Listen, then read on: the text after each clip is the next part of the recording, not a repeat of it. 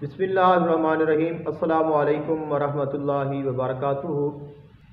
दस्ते गैब के लिए यानी गैब से रिज़्क़ हासिल करने के लिए कुरान मजीद फुरक़ान हमीद की सूरह तलाक़ की आयत वमन यत्तक़िल्लाह यजअल लहू मख़रजा व यरज़ुक़हु मिन हैसु ला यहतसिब वमन यतवक्कल अलल्लाहि फहुव हस्बुह इन्नल्लाह बालिग़ु अम्रिह क़द जअलल्लाहु लिकुल्लि शैइन क़दरा। इसके हवाले से कुछ आमाल आपकी खिदमत में पेश करने हैं। इंशाअल्लाह मुझे यकीन है कि ये आपके लिए फ़ायदा मंद साबित होंगे। इससे पहले मैं आपको अमल बताऊं, आप ये जान लें कि दस्ते गैब कहते किसको हैं। दस्ते गैब का माना होता है गैबी हाथ, यानी कि अल्लाह ताला की तरफ से आपकी इमदाद की जाए कि ऐसी उस तरफ से रिज़्क़ आए कि जहाँ से आपने गुमान भी ना किया हो, कि गैब से आपके पास रिज़्क़ आए, आपके लिए असबाब पैदा हो।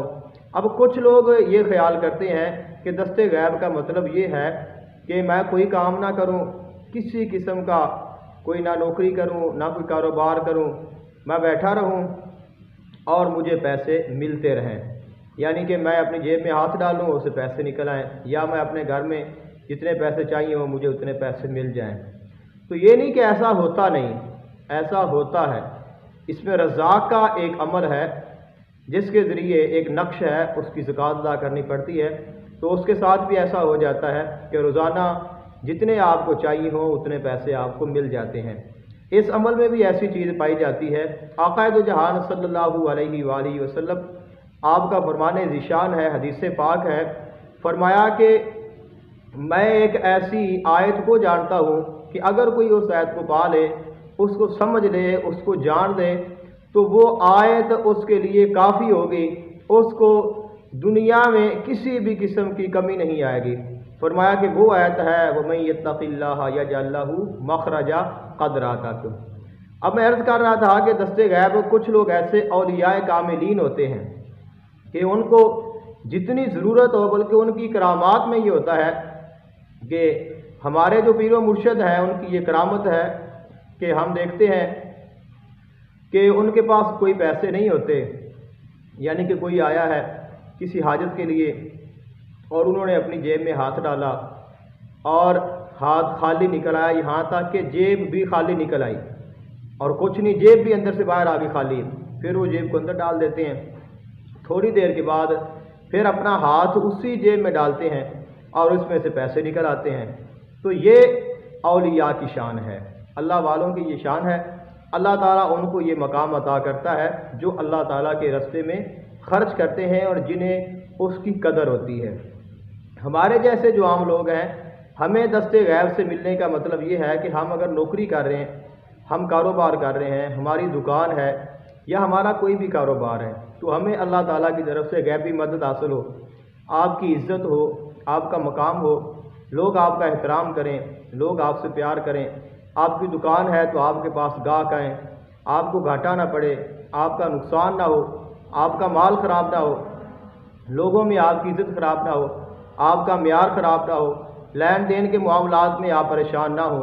तो ये तमाम चीज़ें हैं, ये गैबी मदद में शामिल होती हैं कि अगर नुकसान होता रहे, बीमारियाँ आती रहें, परेशानियाँ आते रहें, घाटा पड़ता रहे, लेन देन के मामलात जिनको देना है वो आपके सर पे हों, जिनसे आपने लेना है वो आपको देना, तो आप बहुत परेशान हो जाएंगे।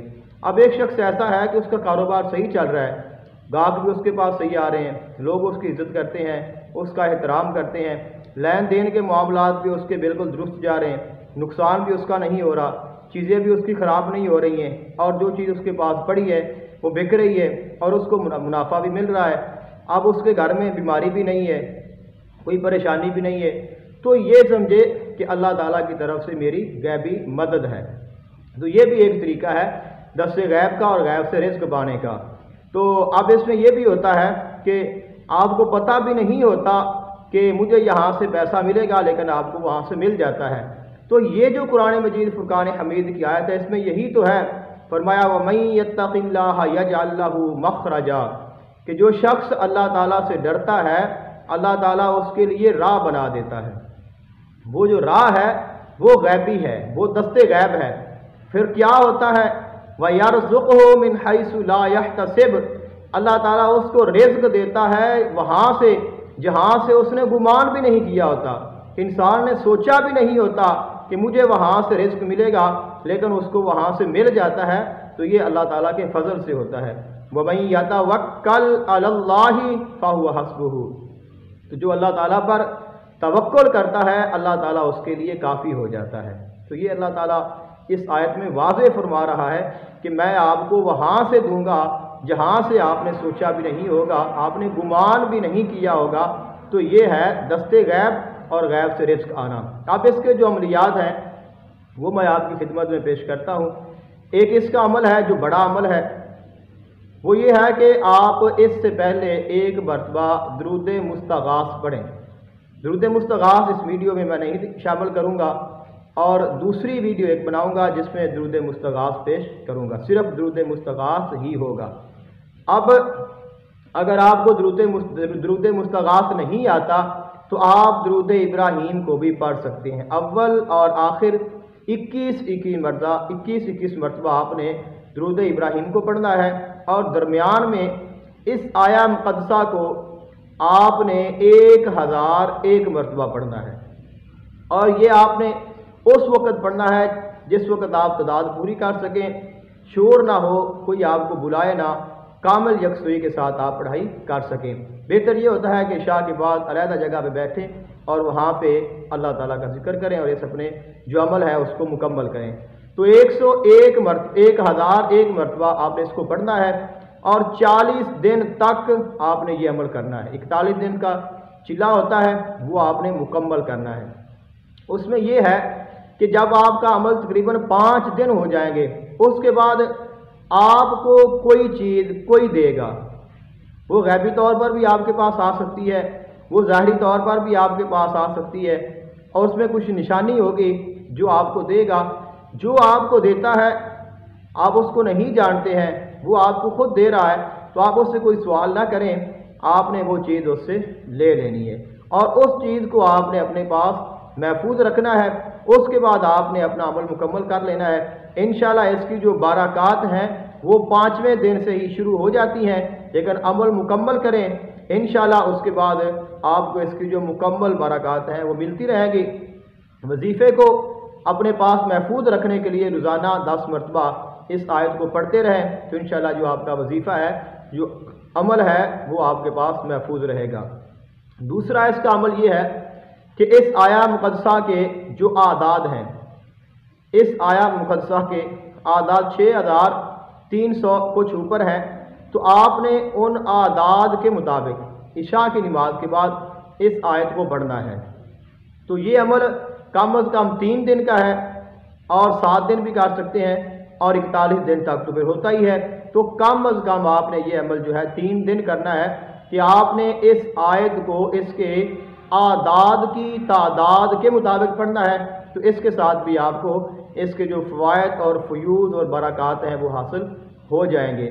اب تیسرا اس کا جو عمل ہے وہ یہ ہے کہ آپ نے اس آیا مقدسہ کو اپنے نام کے اعداد کی تعداد کے مطابق پڑھنا ہے، کہ اپنے نام کے اعداد نکالیں، جتنی ان کی تعداد ہو اس کے مطابق آپ اس کو پڑھیں۔ یہ جو عمل ہے یہ بھی کم از کم 3 دن کا ہے، زیادہ سے زیادہ 7 دن 21 دن یا آپ 41 دن کر سکتے ہیں۔